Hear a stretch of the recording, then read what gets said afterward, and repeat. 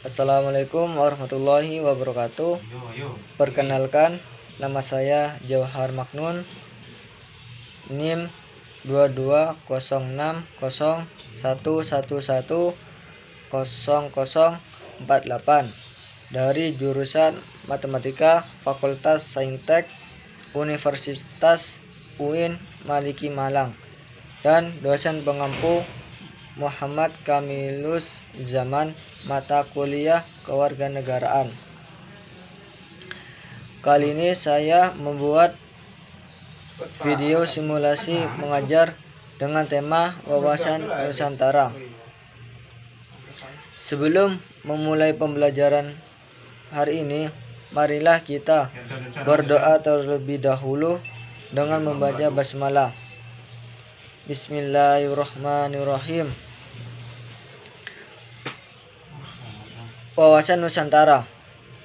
Materi yang kita akan bahas yaitu ada pengertian wawasan Nusantara, tujuan wawasan Nusantara, dasar hukum wawasan Nusantara, fungsi wawasan Nusantara, implementasi kehidupan bangsa dan negara, dan yang terakhir ada contoh wawasan Nusantara.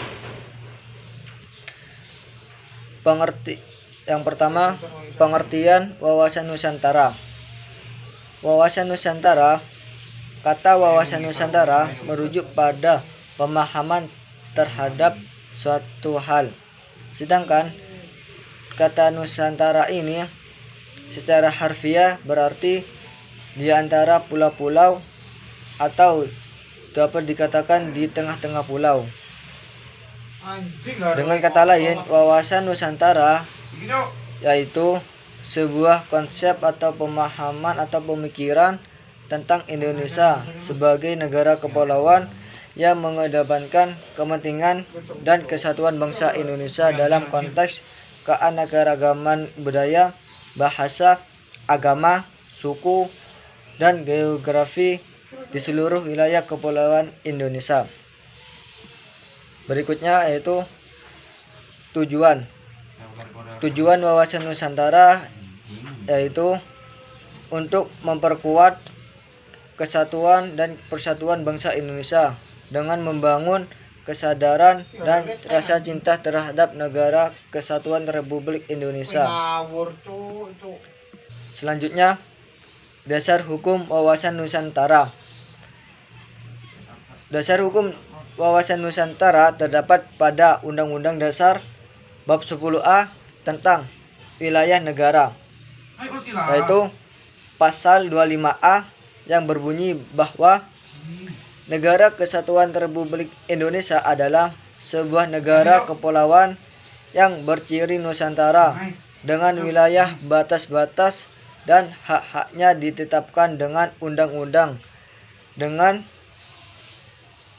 adanya dasar hukum yang jelas, diharapkan wawasan Nusantara dapat diterapkan secara konsisten dan berkelanjutan di semua aspek kehidupan masyarakat dan bangsa Indonesia. Dan berikutnya yaitu fungsi wawasan Nusantara. Fungsi wawasan Nusantara di sini ada 5. Yang pertama, sebagai dasar pemikiran. Ini dijelaskan bahwa dapat memberikan pandangan dan pijakan dalam menentukan kebijakan-kebijakan yang diambil. Yang kedua, membangun persatuan dan kesatuan. Yang ketiga, meningkatkan kesejahteraan rakyat. Yang keempat, menjaga keberlanjutan lingkungan hidup. Dan yang terakhir yaitu 5, meningkatkan posisi Indonesia di kancah internasional. Dan selanjutnya, implementasi kehidupan bangsa dan negara.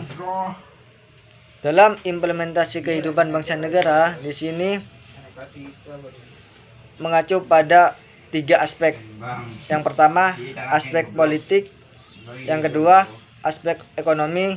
Dan yang ketiga, aspek sosial budaya. Aspek kehidupan politik mencakup pengembangan sistem pemerintah yang efektif dan efisien serta meningkatkan partisipasi masyarakat dalam proses demokrasi. Yang kedua, kehidupan ekonomi. Ini mencakup upaya untuk meningkatkan kesejahteraan dan keadilan sosial melalui pembangunan ekonomi yang berkelanjutan dan inklusif. Yang ketiga, aspek kehidupan sosial budaya. Ini mencakup upaya untuk memperkuat persatuan dan kesatuan dalam keagamaan, budaya, bahasa, agama, dan ras di Indonesia. Yang berikutnya, yang terakhir, yaitu contoh wawasan Nusantara. Contoh wawasan Nusantara ada dalam kehidupan sehari-hari, antara lain yang pertama, mengikuti gotong royong sebagai bentuk peduli lingkungan dan upaya berorientasi positif dalam bermasyarakat. Yang kedua, menjalin hubungan yang baik antar sesama anggota masyarakat. Yang ketiga, turut menjaga keamanan di lingkungan masyarakat. Dan yang keempat, yaitu ikut berpartisipasi dalam siskamling atau ronda keliling desa saat malam hari.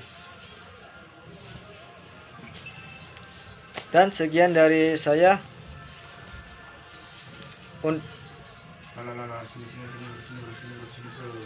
Untuk kesimpulan